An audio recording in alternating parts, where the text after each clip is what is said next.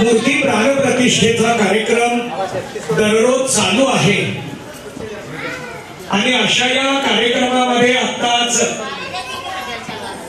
ज्यांनी आपलं संगीत भजन सादर केलं असे सन्माननीय कंपनचे आणि हरिभक्तीपरायण ज्योतिराम चांगवले वारकरी मंडळ प्रदेश अध्यक्ष यांच्या माध्यमातून आपण भजन श्रवण केलेले ऐकलेलं आहे। इथं विविध धार्मिक कार्यक्रमाचं आयोजन स्वरांजली या वाहिनीच्या माध्यमातून आणि शिव हनुमान मंदिर व कोमल मित्र मंदिर लंबोदर मित्र मंडळ कोमल मित्र मंडळ या सर्वांच्या माध्यमातून कार्यक्रमाचं आयोजन होत असताना माझ्याकडे प्रवचनाची सेवा सोपवलेली आहे हे मी माझं भाग्य समजतो। त्यामध्ये एका स्वरांजली न्यूज वाहिनीच्या माध्यमातून सत्संगाचा कार्यक्रम घेणं हे स्तुत्य असं नियोजन आहे। आमचे पालेगाव सर किंवा त्यांच्या बरोबरची सर्व सहकारी मंडळी वृत्तवाहिनीच्या माध्यमातून धार्मिक कार्यक्रमाचं आयोजन होणं हे समाजासाठी खूप महत्त्वपूर्ण ठरतं। कारण न्यूज वाहिनीच्या माध्यमातून वास्तव समोर आणण्याचा प्रयत्न सतत केला जातो। मग ते वास्तव समोर घेऊन येत असताना प्रतिकूल असो अनुकूल असो प्राप्त परिस्थितीला घेऊन येणं हे वाहिनीचं एक अति महत्त्वपूर्ण असं काम असतं। परंतु ते काम सांभाळत असताना धार्मिकता जोपासण्याचंही काम सन्माननीय मामड्यांसाहेब आणि त्यांचे सर्व टीम व त्यांचा परिवार या ठिकाणी करतोय। आज इथं प्रवचनाच्या माध्यमातून आपल्या बरोबर संवाद साधण्याचा हा एक योग मला प्राप्त होतोय। यामध्ये माझ्या समोर महत्त्वपूर्ण असे दोन विषय, एक विषय दीपोत्सवाचा आणि दुसरा मूर्ती पुनर्प्राणप्रतिष्ठेचा। मूर्ती प्राणप्रतिष्ठा का करावी, मूर्ती प्राणप्रतिष्ठा कशी करावी मूर्ती प्राणप्रतिष्ठा कोणाच्या शुभ हस्ते करावी, हा सगळा विचार आपल्याला शास्त्रदृष्ट्या पाहता येतो. मुळामध्ये मूर्ती का बसवली जाते, काही परंपरेमध्ये काही विचारामध्ये प्रश्न निर्माण होतो की मूर्तीमध्ये देव असतो का. देवाला स्वीकारत असताना आम्ही कुठे स्वीकारावं. विज्ञानवादी मंडळी देव नाही अशा विचारानं प्रवाहित होतात. देव आहे का इथून पुढे एक वर्ग समाजामध्ये चालतो. देवच नाही म्हणणारा एक वर्ग आहे. देव असता तर त्यांनी आम्हाला मदत केली असते, देव असता तर त्यांचा आम्हाला अनुभव आला असता, आणि त्यामुळे आम्ही देव मानायला तयार नाही असं म्हणणारा एक वर्ग समाजामध्ये आहे. त्या दृष्टीनं देवाचं अस्तित्व पटवून देताना आपल्याला सांगावं लागतं की देव आहे. मग देव आहे हे पटवून देत असताना देव कुठे, देवाचा अनुभव घ्यायचा असेल तर आम्ही कुठे जावं. आम्हाला ज्या विषयाचा अनुभव घ्यायचा आहे किंवा जो विषय पाहायचा आहे त्याच्यासाठी तो विषय जिथं असतो तिथं आम्हाला जावं लागतं. त्याप्रमाणे देवाचा जर अनुभव घ्यायचा असेल तर आम्ही जावं कुठं. याला शास्त्राने आम्हाला अतिशय महत्वपूर्ण असं पवित्र स्थान सांगितलं, त्याला मंदिर म्हणतात. देव जर आम्हाला पाहायचं असेल तर मंदिरामध्ये जावं लागतं, मंदिराकडे जावं लागतं. मग पुन्हा त्यामध्ये आपल्याकडे वेगवेगळे विचार आहेत.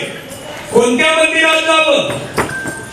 मंदिरामध्ये जायचं आहे, परंतु कोणत्या मंदिरात जावं. आम्ही महादेवाच्या मंदिरामध्ये जावं, हनुमंताच्या मंदिरामध्ये जावं, दत्तात्रेयांच्या मंदिरामध्ये जावं, गणपतीच्या मंदिरामध्ये जावं. मंदिरामध्ये जायचं ठरलं तर आम्ही मंदिरात कोणत्या जावं हा प्रश्न अनेकांच्या समोर निर्माण होतो. मग त्यामध्ये पुन्हा आमच्यामध्ये वेगवेगळे विचार आहेत. महादेवाची उपासना करणारा वर्ग कोणता, आदिशक्ती आदिमाता देवीची उपासना करणारा वर्ग कोणता, गणपतीची उपासना करणारा वर्ग कोणता. आम्ही सगळेच सगळ्या देवाकडे जातो का काही विशिष्ट वर्ग त्या देवाचा स्वीकार करतो, हा चिंतनाचा मुद्दा आहे. आम्ही देवाकडे जातोय का इथून पुढे मला आता विचार मांडायचा आहे. कारण काही जणांचं म्हणणं असं असतं आपल्या कर्मावर विश्वास ठेवा, आपल्या कर्तृत्वावर विश्वास ठेवा, देव वगैरे हे काही नसतं. आणि म्हणून काही मंडळींचं म्हणणं आहे की कर्म करत राहा, देवाकडे जायची आवश्यकता नाही असं म्हणणारा एक वर्ग आपल्याला पाहायला मिळतो. आम्हाला कर्म आम्हालाच करायचंय.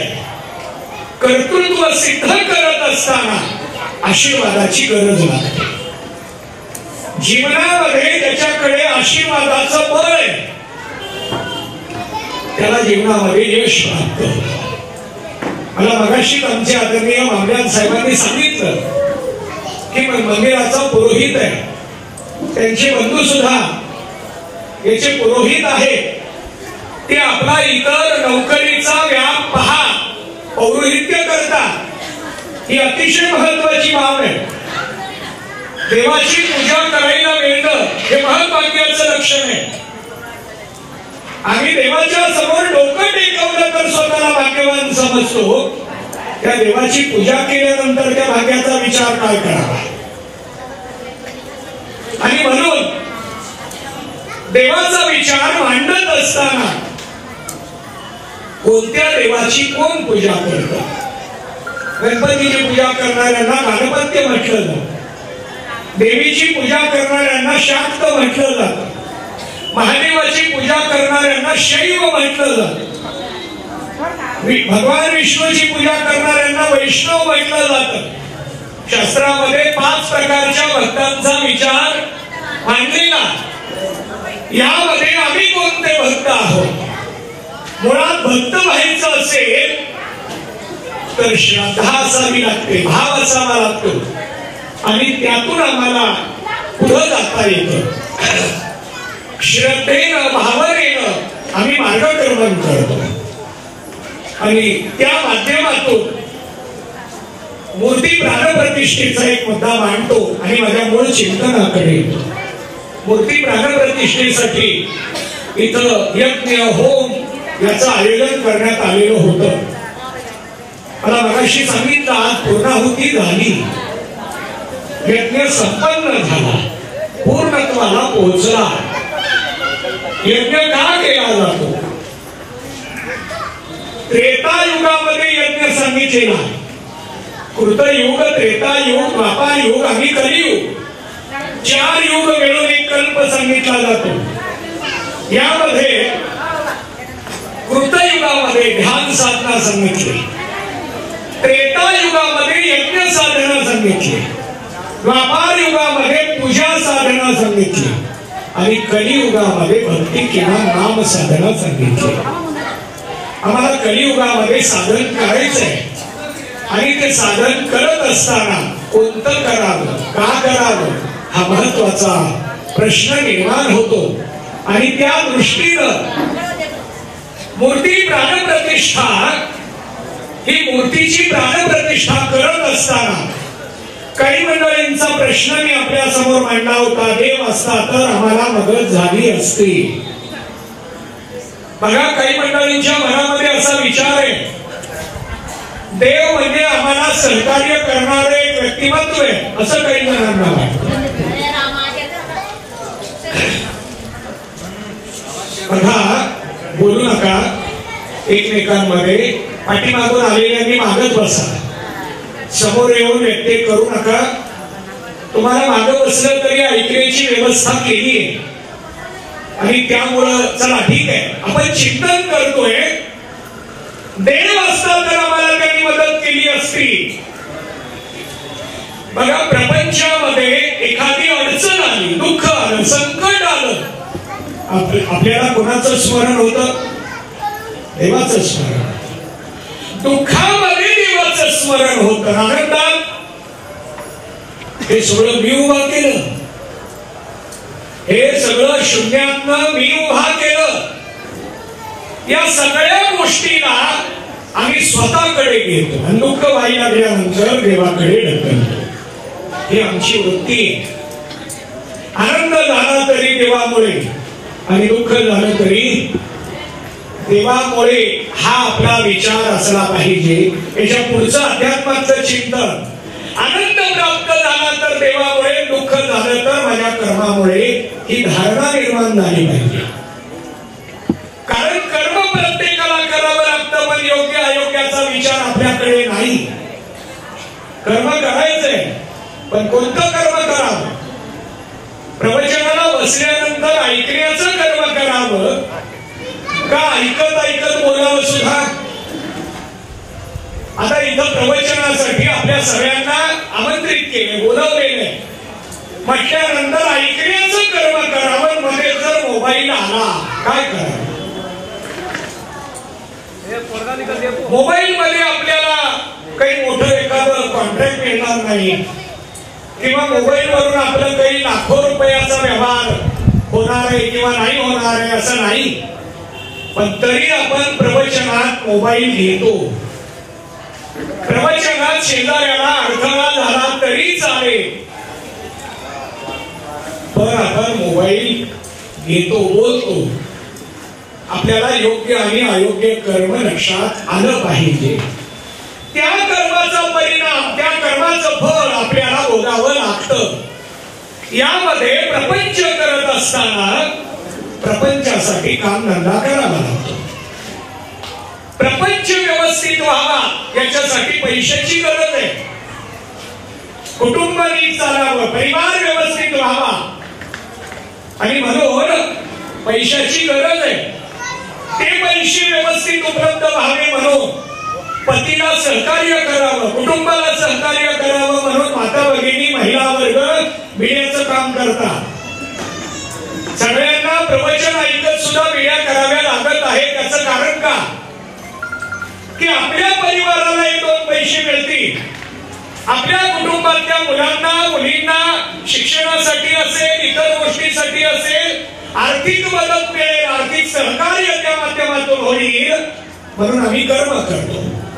त्याला योग्य कर्म म्हटलं जातं. कर्म केलं की त्याचं फळ मिळणार आहे. मग ते कर्म कसं आहे त्याच्यावर योग्य अयोग्याचा विचार आहे. आणि म्हणून हे योग्य अयोग्य कर्म कळावं याच्यासाठी सत्संग असतो. आणि हा सत्संग कुठं असावा तर तो मंदिरात असावा ही धारणा आहे. म्हणून मंदिरं बांधली जातात. मंदिरच का बांधावी? मंदिरामध्येच देव का स्वीकारला गेला? बघा, आपल्याकडे घरामध्ये देवारा आहे का? तुमच्या इकडं घरामध्ये देव असतात. आम्ही दररोज देव पूजा करतो. घरामध्ये देव असताना पुन्हा मंदिराची आवश्यकता का भासली? घरामध्ये देवपूजा आम्ही दररोज करतोय तरी मंदिराची प्राणप्रतिष्ठा का करावी वाटली? त्याच्या मागची धारणा का? त्याच्या मागचं शास्त्र काय आहे? हा विचार मला इथं आता मांडायचा आहे. आणि तो म्हणजे घरामध्ये आम्ही देव प्राणप्रतिष्ठेनं बसवत नाही. बाजारातून आणतो, अभिषेक करतो आणि देवाऱ्यात देव ठेवतो. पण मंदिरामध्ये मात्र प्राणप्रतिष्ठा केली जाते. या प्राणप्रतिष्ठेला शास्त्रामध्ये शक्तीचं संक्रमण असं सांगितलेलं आहे. जास्त अवघड करत नाही, पण एक मुद्दा प्राधान्यानं मांडतो. शास्त्राने 4 प्रकारची शक्ती सांगितली. अचिंत्य शक्ती, अमेय शक्ती, सहज शक्ती आणि पदशक्ती. एका मिनिटात त्याची व्याख्या मांडतो आणि मूळ विचाराकडे येतो. अचिंत्य शक्ती ईश्वराकडे असते. सृष्टीची रचना सांभाळण्यासाठी आता मगाशी पाऊस आला. मी साहेबांना फोन केला, पाऊस आहे, कार्यक्रमाचं कसं आहे? त्यांनी सांगितलं काही काळजी करू नका, या आपल्याकडे व्यवस्था आहे. आणि त्यामुळं पाऊस हा हिवाळ्यामध्ये आला. नियोजन कोणाचं आहे? ईश्वराचं आहे. तुम्ही म्हणा हिवाळ्यात पाऊस असतो का? ईश्वराला पण आता असं नाही. ईश्वराचे काही संकेत असते. ईश्वर हा आपल्या एका स्वरांजलीच्या कार्यक्रमाला पाहत नाही. ईश्वर ब्रह्मांडाचा विचार करत आणि या सगळ्या सृष्टीचं नियोजन करत. सृष्टी चालवण्यासाठी जी शक्ती ईश्वराकडे असते त्या शक्तीला अचिंत्य शक्ती म्हणतात. मंदिरात असलेल्या मूर्तीमध्ये जी शक्ती असते तिला अमेय शक्ती म्हणतात. मंत्रोच्चारानं ती शक्ती संक्रमित केली जाते. मंत्रानं, शब्दानं त्या शक्तीचं संक्रमण केलं जातं. आता यामध्ये काही मंडळींना शंका येईल, शक्तीचं संक्रमण असतं का? तेही पटवून देतो. सुरुवातीला 4 शक्ती मला मांडायचे. मी अचिंत्य शक्ती सांगितली, अमेय शक्ती सांगितली. याच्या पुढची सहज शक्ती ही पदार्थामध्ये असते. अग्नीमध्ये धाकत्व शक्ती, पाण्यामध्ये शीतलत्व शक्ती आहे, त्याला सहज शक्ती म्हणतात. याच्या पुढे 4थी शक्ती आहे, त्याला पदशक्ती म्हणतात. त्यालाच शब्दशक्ती सुद्धा म्हटलं जातं. शब्दामध्ये शक्ती असते. आपण म्हणतो बघा काही वेळाला काय करावं, किती सूचना द्याव्या, परंतु कुणी ऐकत नाही. ते ऐकत नाही का आपल्या शब्दात शक्ती नाही? पुन्हा सांगू का? तुम्हाला सगळ्याला मराठी कळतं ना? तेलुगू सहित मराठी कळतं. मला तेलुगू कळत पण नाही, येत पण नाही. मी शिकलोय तेलुगू गुरुजींकडे. आमचे गुरुजी तेलुगू भाषेत बोलत होते. मी आदरणीय गुरुदास महाराज तोडवी गुरुजी यांच्याकडे अध्यात्माचा अभ्यास केला. त्यांच्या बरोबर 9 वर्ष मी शास्त्र अभ्यास केला. परंतु मला तेलुगू येत नाही. मी फक्त अभ्यासाकडेच लक्ष दिलं, भाषेकडे लक्ष दिलं नाही आणि म्हणून त्या विषयात मी मागे राहिलो. चला ठीक आहे, मी तुम्हाला विचारत होतो मराठी लक्षात येतं का. यामध्ये आपण जर काही बोलतो समोरचे ऐके ना की म्हणतो किती सांगावं, 100 वेळा सांगितलं, 100 वेळा सांगितल्यामुळं तो ऐके ना का आपल्या शब्दात शक्ती नाही, आपल्या शब्दात शक्ती नाही. बघा संत वचन वाया जात नाही. संत वचनामध्ये जी शक्ती आहे ती प्रभावी आणि म्हणून जीवाचा शिव करण्याचं सामर्थ्य गुरुवचनात आहे, संत वचनात आहे, त्या शब्दात आहे. याला पदशक्ती म्हणतात. आता याला मला शास्त्र प्रमाण किंवा त्या अनुषंगाचं चरित्र ही मांडता येणार आहे, पण वेळेमध्ये मला हे दोन्ही विषय पूर्ण करायचे, प्राणप्रतिष्ठा आणि दीपोत्सव. या अनुषंगानं माझं इथं चिंतन चालू आहे आणि त्या दृष्टीनं पदशक्तीचा, शब्दशक्तीचा, पदशक्तीचा विचार मी आपल्या समोर मांडत होतो. भक्त पुंडलिकाच्या एका शब्दासाठी पांडुरंग परमात्मा 28 युग झाली विटेवर उभे. शब्दाची शक्ती आहे, पण आपलं कुणीच ऐकत नाही. आपण कितीही सांगा कोणी ऐकत नाही. याला कारण आपल्या शब्दात शक्ती नाही. शब्दात शक्ती येण्यासाठी सेवा करावी लागते, अनुष्ठान करावं लागतं, साधना करावी लागते, सत्संग करावा लागतो, नामस्मरण करावं लागतं. त्यावेळेला शक्ती संक्रमित होते, शक्ती प्रज्वलित होते, शक्ती प्रगट होते आणि त्या शक्तीच्या माध्यमातून आपल्याला जीवनाचा प्रवास करता येतो. जीवनाचा प्रवास जर व्यवस्थित करायचा असेल तर शक्ती प्रगट झाली पाहिजे. मग ही शक्ती प्रगट होण्यासाठी अनुष्ठान कुठं करावं? अनुष्ठान करण्याचं स्थान म्हणजे मंदिर, सत्संगाचं आयोजन करण्याचं स्थान म्हणजे मंदिर. मंदिर हे अधिष्ठान आहे आणि त्या अधिष्ठानाला स्वीकारून आपण पुढं मार्गक्रमण करत असतो. बघा, मंदिराची रचनाच या गोष्टीसाठी आहे. मी एक शंका केली होती, प्राणप्रतिष्ठेमध्ये मंत्रोच्चाराने शक्तीचं संक्रमण असतं, संक्रमण होतं का अशी विज्ञानात युगात शंका घेतली जाते. मंत्राच्या माध्यमातून शक्तीचं संक्रमण होतं, पटवून देतो. लोखंड आणि चुंबक हे जर शेजारी आले, चुंबक आणि लोखंड जर जवळ राहिले तर काही वेळाने चुंबकाची शक्ती, गुरुत्वाकर्षणाची शक्ती लोखंडामध्ये संक्रमित झाली याचा अनुभव येतो आपल्याला. आपण लोखंडावर जर टाचणी टाकली तर ते लोखंड त्या टाचणीला पकडून ठेवतं. टाचणीला पकडून ठेवण्याची शक्ती मूळ लोखंडामध्ये आहे का? नाही. आता लोखंड टाचणीला पकडून ठेवू लागलं, याचं कारण काय? शक्तीचं संक्रमण झालं आणि शक्तीच्या संक्रमणासाठी लोखंडाला चुंबकाची संगती करावी लागली. मंत्राची संगती मूर्तीला झाल्याबरोबर मंत्रोच्चारानं शक्तीचं संक्रमण होतं. सत्संगामध्ये गेल्यानंतर सात्विकतेचं संक्रमण होतं. म्हणून आपण सत्संग करावा, संगतीमध्ये राहावं. ही शक्ती घेऊन आपल्याला पुढं मार्गक्रमण करायचंय आणि म्हणून आपण सत्संग नेहमी करावा. बघा, संक्रमणासाठी मला पौराणिक उदाहरण देता येईल, ओवी मांडता येईल, कारण आम्हाला वारकरी संप्रदायाचं बंधन आहे. कोणताही विषय मांडत असताना एखादा अभंग, एखादी ओवी मांडूनच मांडावा लागतो.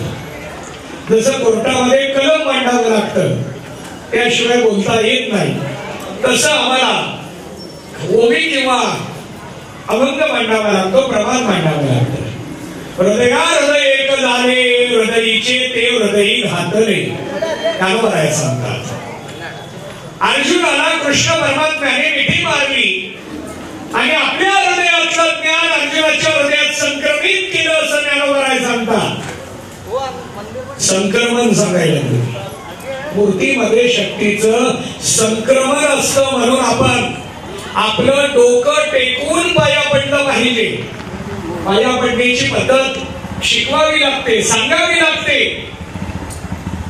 बघा, पाया कसं पडावं हे सांगावं लागतं म्हणून तुकोबारायांनी 400 वर्षापूर्वी पाया पडण्याची प्रक्रिया मांडली. श्री संताची माथा चरणावरी साष्टांग हे करी दंडवत. पाया पडताना माथा टेकवली पाहिजे, डोकं टेकवलं पाहिजे. डोकंच का टेकवावं याचा विचार मला तुम्हाला थोडा सांगायचा आहे. बाकी अवयव टेकून सांगणार नाहीत का? बघा, श्री संताची हात चरणावरी संक्रमण होतं का? श्री संताची डोळे चरणावरी संक्रमण होतं का? श्री संताची पैसे चरणावरी संक्रमण होतं का? उत्तर हे होत नाही. श्री संताची माथा चरणावरी डोकंच टेकवलं पाहिजे. डोकंच का टेकवावं पुन्हा वेगळा प्रश्न आहे. आपल्या सगळ्याला डोकं आहे, पण डोकं आहे का म्हणून काही जण विचारतात, तुला काही डोकं आहे का? मग डोकं असणाऱ्याला विचारतात का नसणाऱ्याला? कसं आहे तुमच्या इकडे? डोकं असावं करू नये, मग त्याला म्हणतात तुला काही डोकं आहे का? प्रसाद घ्यायला बसलो आपण आणि प्रसाद जर ताटात शिल्लक ठेवला तसंच आपण उठलो, लगेचच वाटणारे आणि संयोजक म्हणतात तुला काही डोकं आहे का? प्रसाद शिल्लक ठेवायचा नसतो. मग तो सांगतो वाटणाऱ्यांनी जास्त वाढला, मी काय करू? चला ठीक आहे, आता मला याच्या जास्त विस्तारात जायचं नाही. पण डोकं म्हणजे कळणेपणा. कळणेपणा हे बुद्धीचं लक्षण आहे. आपल्याला आतलं इंद्रिय त्याला बुद्धी म्हणतात, आतलं दुसरं इंद्रिय त्याला मन म्हणतात. आतल्या इंद्रियाला अंतःकरण म्हटलं जातं. त्यामध्ये 4 आहेत, त्यातले मी 2 सांगितले, मन आणि बुद्धी. आम्ही मनाप्रमाणे वागतो का बुद्धीप्रमाणे? तेलुगूमध्ये कसं आहे पद्धत? मनाचं जास्त ऐकता का बुद्धीचं? मनाचं ऐकत. जे मनाचं जास्त ऐकतात त्यांना दुःख सारखं होतं, आणि जे बुद्धीच्या विचारानं वागतात त्यांना दुःख कमी होतात. कारण बुद्धीनं वागणं म्हणजे विचारानं वागणे, आणि मनानं वागणं म्हणजे भावनेनं वागणे. भावनेपेक्षा कर्तव्य श्रेष्ठ हे चित्रकूट पर्वतावरील प्रभू रामचंद्रांची भरत भेटीतली ही धारणा संदेशातून आपल्या समोर मांडली. भावनेपेक्षा कर्तव्य श्रेष्ठ असतं, पण आम्ही मनाचं जास्त ऐकतो. कुटुंबामध्ये बायकोला सांभाळण्याचा कल जास्त आहे का आई वडिलांना सांभाळण्याचा कल आहे?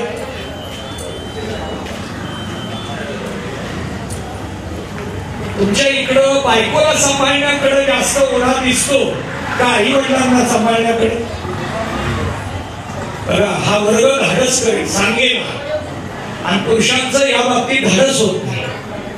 उत्तर माहित नाही असं नाही, सगळ्याला उत्तर माहिती, पण माता भगिनी महिला वर्ग याचं धाडस करणार नाहीत, ते सांगणार नाहीत, आणि पुरुष मंडळी धाडस करणार नाही. धाडस केलं तर आपल्याच अंगलट आहे, आणि म्हणून पुरुष वर्ग धाडस कर. याचा अर्थ बायकोचा ऐकू नये असं माझं मत नाही, पण बायकोचं जसं ऐकतो तसं आई वडिलांचं सुद्धा ऐकणं याला कर्तव्य म्हणतात. फक्त बायकोचं ऐकणं याला भावना म्हणतात. भावनेपेक्षा कर्तव्य केव्हाही श्रेष्ठ असतं, आणि म्हणून माता पित्यांनाही पाहावं, आणि पत्नी मुलं बाळ यांना सुद्धा पाहावं. याला कुटुंब म्हणतात, याला परिवार म्हणतात. बघा, इथं परिवार हा शब्द आहे. स्वरांजली न्यूज चॅनल परिवार, सगळे घटक मिळून परिवार आहे. मग त्या परिवारामध्ये कॅमेरामन आहेत, एडिटर आहेत, पत्रकार आहेत, संपादक आहेत, वृत्तसंपादक आहेत, सहसंपादक आहेत, चॅनलचे प्रमुख आहेत, मालक आहेत, सगळे मिळून परिवार.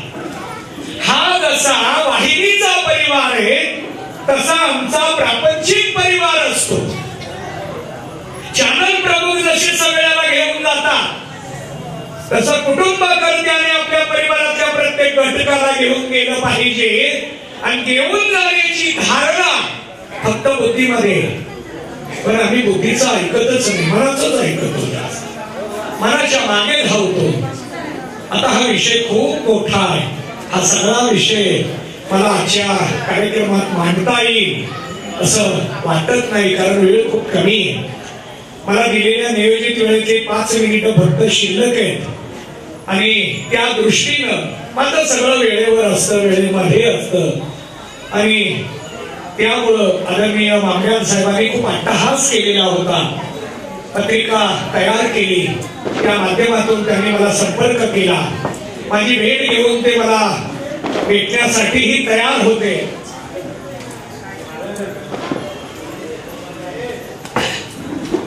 त्यांनी मला भेटण्यासाठी सुद्धा नियोजन केलं होतं, परंतु मला थोडीशी अडचण असल्यामुळं मी त्यांना सांगितलं की मी येतो, काही काळजी करू नका.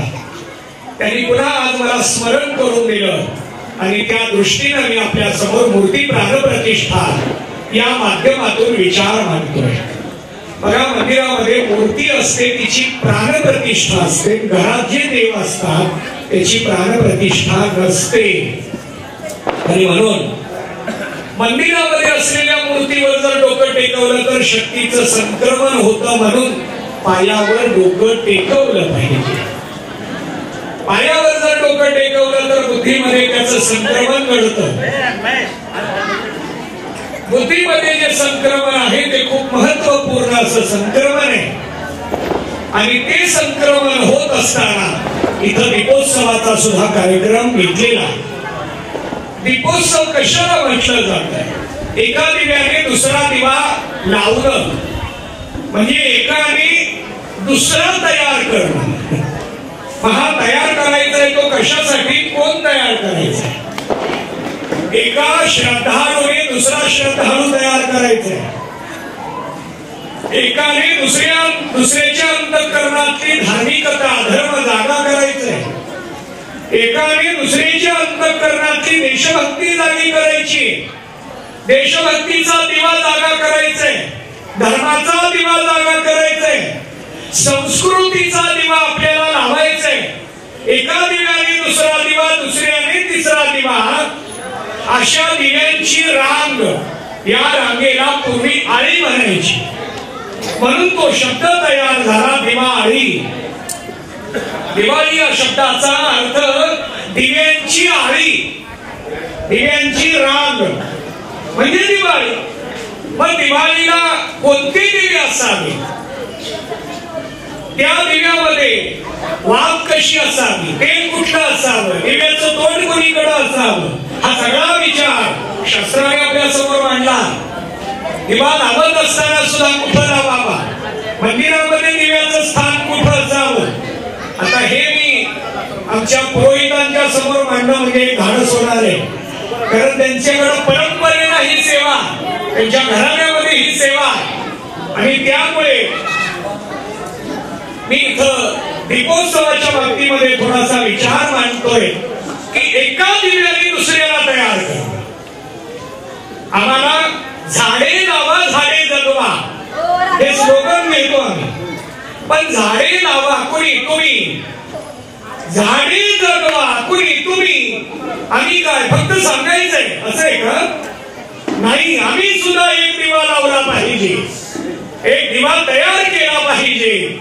आणि हा दिवा तयार करत असताना संस्कृतीचा दिवा, धर्माचा दिवा, देशभक्तीचा दिवा आम्हाला लावता आला पाहिजे. जर शास्त्राचा विचार केला तर ज्ञानाचा दिवा लावता आला पाहिजे. शास्त्रानं आम्हाला ज्ञानाचा दिवा सांगितलेला आहे. ज्ञान निर्माण करणं. आपल्याकडे तुमच्या इकडे भांडणं असतात का? भांडणं आहेत का? मराठीत भांडतात का तेलुगूमध्ये? तुम्हाला सगळ्याला जागेवर आणायचं होतं म्हणून प्रश्न विचारला. भांडणाला भाषेचं बंधन नाही, भांडणाला रागाचं बंधन आहे. राग आल्याशिवाय भांडण होत नाही. माणूस आनंदामध्ये भांडतो का? मला आज इतका आनंद आहे, इतका आनंद आहे, स्वरांजली वाहिनीच्या माध्यमातून माझा सन्मान केला, आज मी भांडण करणार असं कोणी म्हणतं का? आनंदामध्ये कोणी भांडत नाही, रागामध्ये क्रोधामध्ये मनुष्य भांडतो. आणि भांडण सुरू झालं, भाषेचं बंधन नाही. काही काही जणांना जर आपण म्हटलं चला भजनाला, आम्ही आणि भजन कसं शक्य आहे, आम्हाला आवाज भांडणामध्ये आमचा आवाज दिसतो. अलीकडच्या गल्लीतली भांडणं पलीकडच्या गल्लीत ओळखता येतात, इतका आवाज आहे आमच्याकडे. देवाने आम्हाला सगळ्याला आवाज दिला. हा आवाज भांडणासाठी वापरावा का भजनासाठी? भजनासाठी. म्हणजे आजपासून तुम्ही सगळेजण भांडण बंद करून भजन करणार, असं काही करायचं का? बघा सगळे गप्प आहेत. मी काही तुमच्याकडनं प्रतिज्ञा करून घेईन, घाबरू नका. आणि जरी करून घेतली, लाभ कोणाला आहे? मला. तुम्ही भजन केलं की पुण्य माझ्या अकाउंटला येणार आहे का तुमच्या? बघा 4,500 आले, 7,500 आले कुणाच्या अकाउंटला? तुमच्या. भजन केल्यानंतरचं पुण्य कुणाच्या अकाउंटला येणार? तुमच्या. फक्त या जन्मात काढता येत नाही, पुढच्या जन्माचं सेविंग आहे. आता जर भजन केलं तर ते सेविंग पुढच्या जन्माला ऑनलाईनने जातं. त्याला शास्त्र प्रमाण, शास्त्र पुरावे अनेक प्रकारामध्ये मला देता येतील. म्हणून आम्ही नेहमी भांडण न करता नामस्मरण भजन करावं. अहो भांडणातून साध्य काय आहे? काहीच नाही. मग भांडण का घडतं? अहम आमचा जागा. मला बोलले माझ्या बाबतीत असं घडलं, आमचा अहम अहंकार इतका बलशाली आहे आणि तो आमच्या क्रोधाला निर्माण करतो, विकाराला निर्माण करतो. आणि ते विकार आम्हाला अधोगतीला घेऊन जातात. आणि मनुष्याने या विकारापासून बाजूला होण्यासाठी ज्ञानाचा दिवा लावला पाहिजे. जिथं ज्ञान आहे तिथं विकार नाही, जिथं ज्ञान आहे, विवेक आहे, तिथं दोष राहत नाही. बघा आम्हाला चूक सांगितलेली सहन होते का? सहन होत नाही. याला कारण आमच्याकडे विवेक नाही. पण जो विचारी मनुष्य आहे तो म्हणतो बरं झालं तुम्ही मला चूक सांगितली, आता मी पुन्हा करणार नाही. विवेक जागा झाला पाहिजे, ज्ञान जागा झालं पाहिजे, म्हणजे ज्ञानाचा दिवा लावला पाहिजे. आपण आपल्या हृदयामध्ये हा ज्ञानाचा दिवा लावायचा, दुसऱ्याच्याही लावायचे. याला दीपोत्सव म्हणतात. जीवनातला अंधकार नष्ट करून ज्ञानरूपी प्रकाशामध्ये जगणं याला दीपोत्सव म्हणतात. दीपोत्सवाचा खूप मोठा विचार आपल्याकडे मांडला गेलेला आहे, मांडला जातो.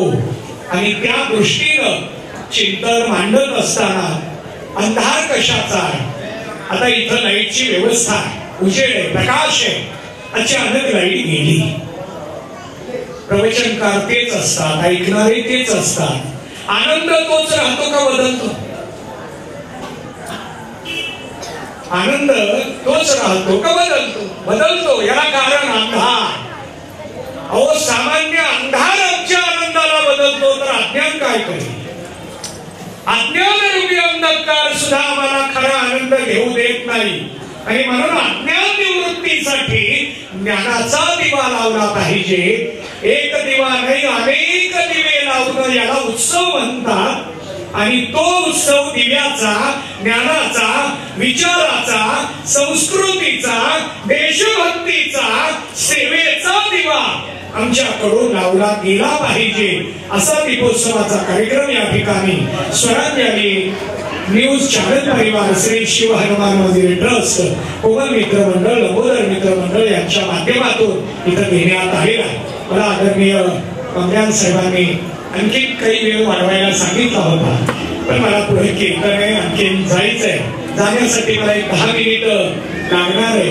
आणि तिथेही मी अगोदर शब्द दिलेला असल्यामुळं मला थोडस इथं माझ्या वेळेचं अतिक्रमण होणारच आहे. पण जास्त होऊ नये याची थोडीशी काळजी मला घ्यावी लागणार आहे. माझ्याकडून आता प्राणप्रतिष्ठा आणि दीपोत्सव या 2 विषयावर मी आपल्या समोर माझे विचार मांडलेले. यामध्ये जाता जाता एखादा शब्द चुकीचा गेला असेल तर तो माझ्या बुद्धीचा दोष समजून तो बाजूला काढावा. जे योग्य वाटलं तोच दिव्याच्या माध्यमातून आपण इतरांना देत राहावं एवढीच या ठिकाणी मी माझी सदिच्छा व्यक्त करतो. मला इथं आपल्या बरोबर संवाद साधण्याचा योग प्राप्त करून दिला त्याबद्दल कृतज्ञता व्यक्त करतो आणि मी माझ्या विचाराला पूर्णविराम देतो. पुंडलिकावरे हरी विठ्ठल श्री ज्ञानदेव तुकाराम.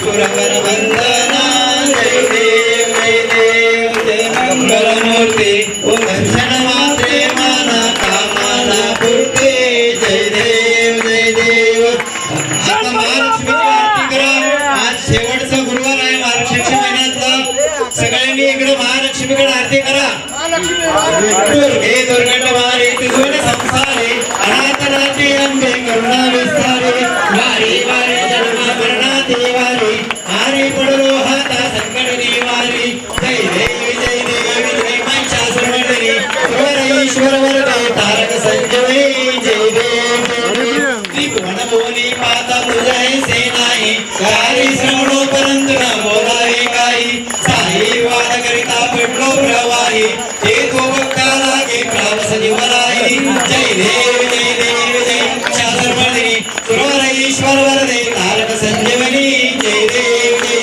प्रसन्न वदने प्रसन्न होसी निर्दासा क्लेशापासून सोडी तोडी गोपाशा अंबे वासून गोड पूर्वी आशा नर हर तल्लीन झाला तो पंच देशा जय देव जय महिषासुरमर्दिनी सुर ईश्वर वरदे तारक संजीवनी जय देव बोल भवानी माते की गंगा सिद्धम लोके कदीप पहन श्री नंद कटाक्ष में गंगाधरम ध्रुवाम कैलाश ब्रह्मधर सिद्धहाम वंदे पदप्रियाम